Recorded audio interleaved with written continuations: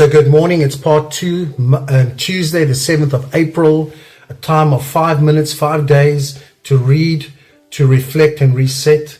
And it's exciting this morning as we're going through the book of the Bible. I know people say it's a lot to read, but as you begin to read, you see these vivid stories of God becoming alive. And today we're starting on the book of Judges.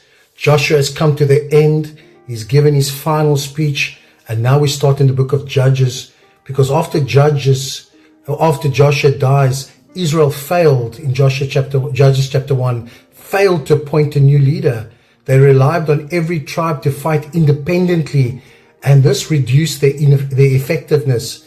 Judah started to lead by clearing parts of the land and defeating Adoni-Bezek, a brutal Canaanite king. But the tribes failed to destroy the Canaanites completely, allowing them to remain in the land because of their lack of faith and disobedience to God, which God commanded them to fully inhabit the land, resulting in cohabitation and idol worship with idol worshipping nations. In Judges chapter 2, the Bible says a new generation arose. After Joshua, they did not know God. They did not even know his works. Why? Because it was never passed on. The people had left, they had abandoned God to serve Baal and Ashtoreth, and God left them to their enemies.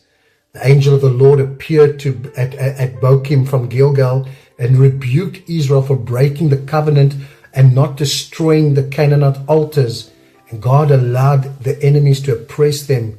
But when they cried out in their affliction, God felt compassion because God loved them as he loves us, and he raised up a judge each time to save them. But as soon as the judge died, the people returned to their ways, became even more corrupt than their ancestors. In Judges chapter 3, the Israelite cycle just continues, a cycle of disobedience through intermarriage, worship of foreign idols, resulting in the same recurring cycle of sin, oppression, repentance and deliverance. God raised up first the judges of Othniel, then Ehud, and then Shamgar. But God had left the enemies there to test Israel's faithfulness, to teach them warfare, to show his power to deliver them. And then we go to Psalm 16, where David expressed his trust, his security, his joy in God, as he found security rather than earthly circumstances, rather than his security in earthly goods. And he declared God as a refuge, the source of all his goodness, and a guide that would lead him to a life of stability and contentment, and then going into the future, eternal life beyond the grave. And we close off this morning where in Luke's Gospel, we've just come out of it, where we've celebrated from Palm Sunday all the way to Resurrection Sunday, the final week of Jesus' earthly ministry, where he came in on a donkey.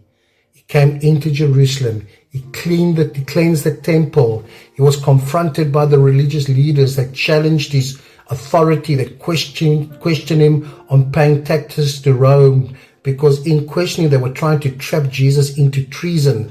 The Sadducees, which denied the afterlife and the resurrection, questioned him on the resurrection, but Jesus silenced them with his wisdom in the way he answered.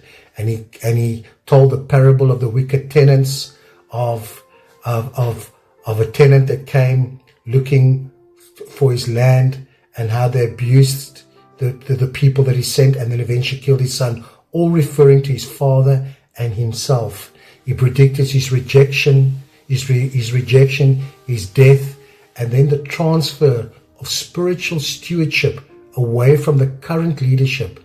And he warned them against hypocritical scribes who exploit widows, and he promised them greater judgment. May we learn from this. May we as leaders learn from this, that we are all stewards one day to give an account, because we are responsible for that which God has given us, and we will give an account to God. May our Lord richly bless you, and may you continue to find your trust and your security and your joy in God, and not in the things of this world. Shalom.